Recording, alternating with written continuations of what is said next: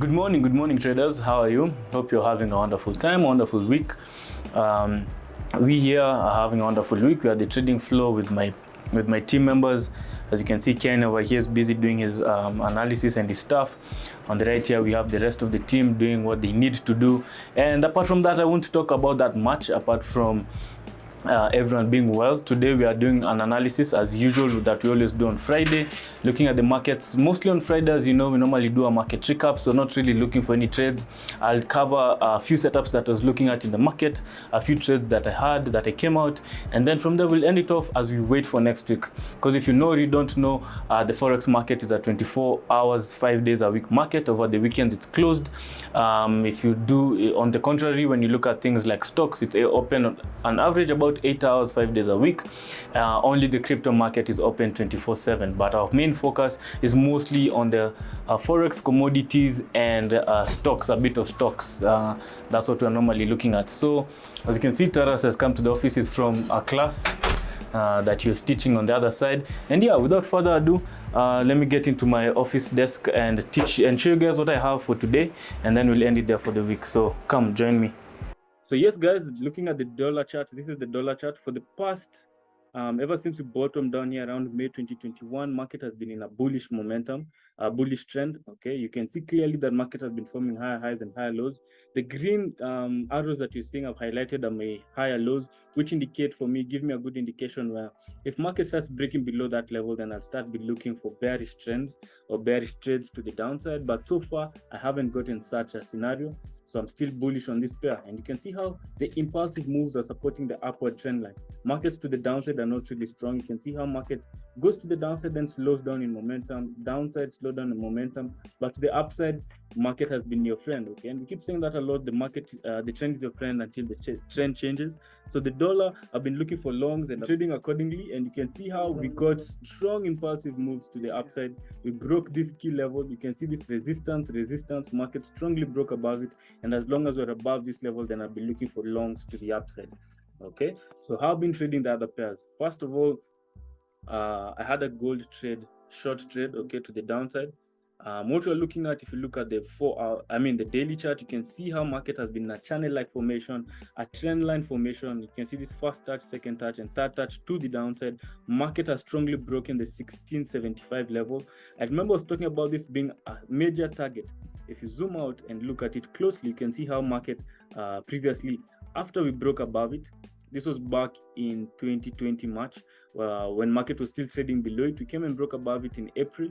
Market strongly broke above it, then it became support. So for the past 2 years or so, market has been trading above this level. Okay, so when I was looking to the downside, I was expecting market to come and touch that level, maybe reject it and go further up. But instead, yesterday we got a strong bearish close below it, and now a 1675 resistance will act as our resistance level.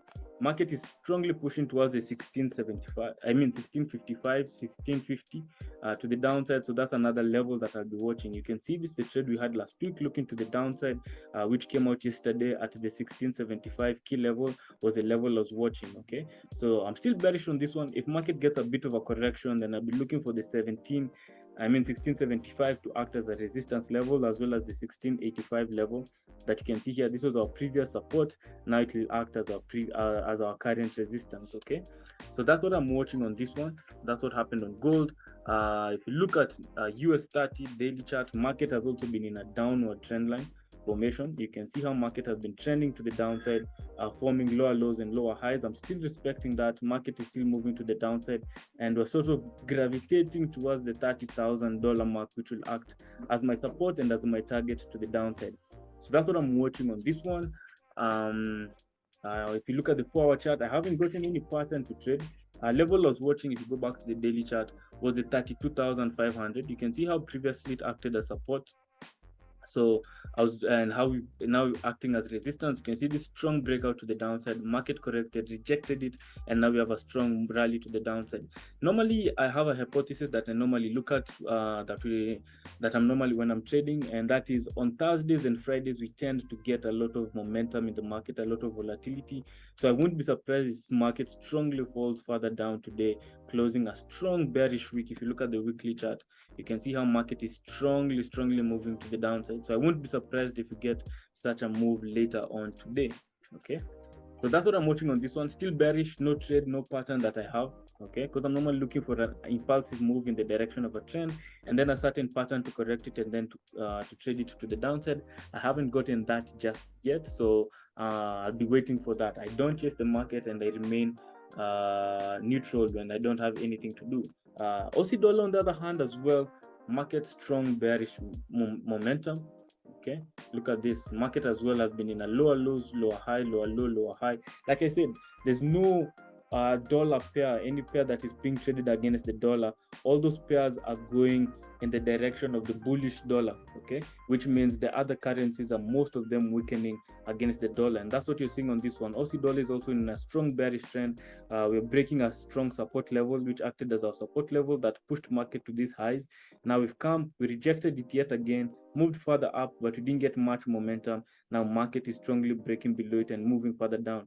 So on this one as well, for the past, ever since we topped at this level, the market even further than that, top here at the 0.800, the market has been moving down. The trend has also been your friend on this Aussie dollar towards the downside. Okay, if you look at the 4-hour chart, no trade on this one as well.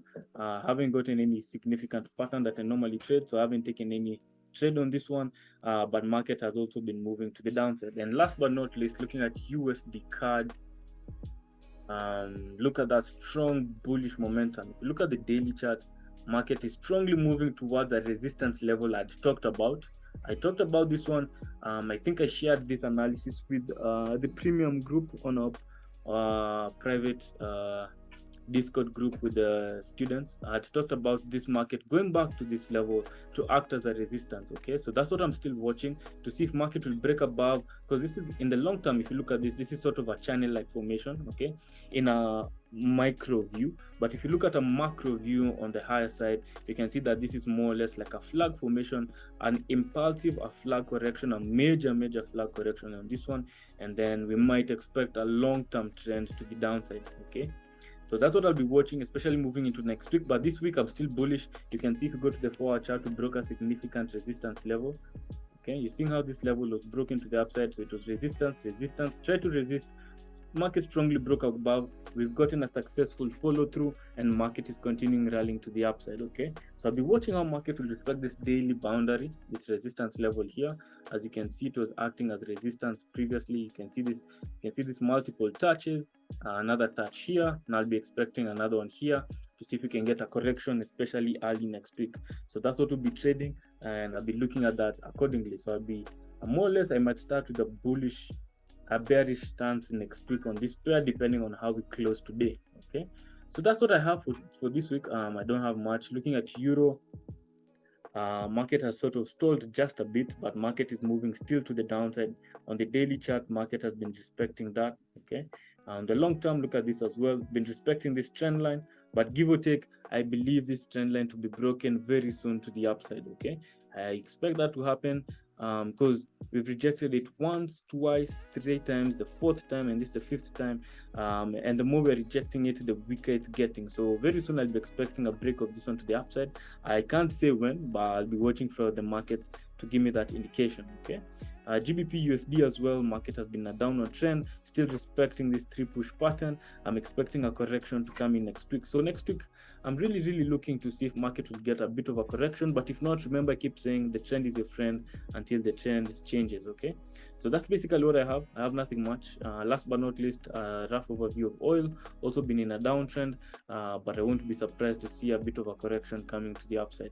But I don't trade this pair, and like I keep saying, I don't want to be guessing and giving you guys analysis that I'm not sure of. That's why I normally focus on the 4 pairs that I'm normally trading. Those are the ones I have deep analysis on.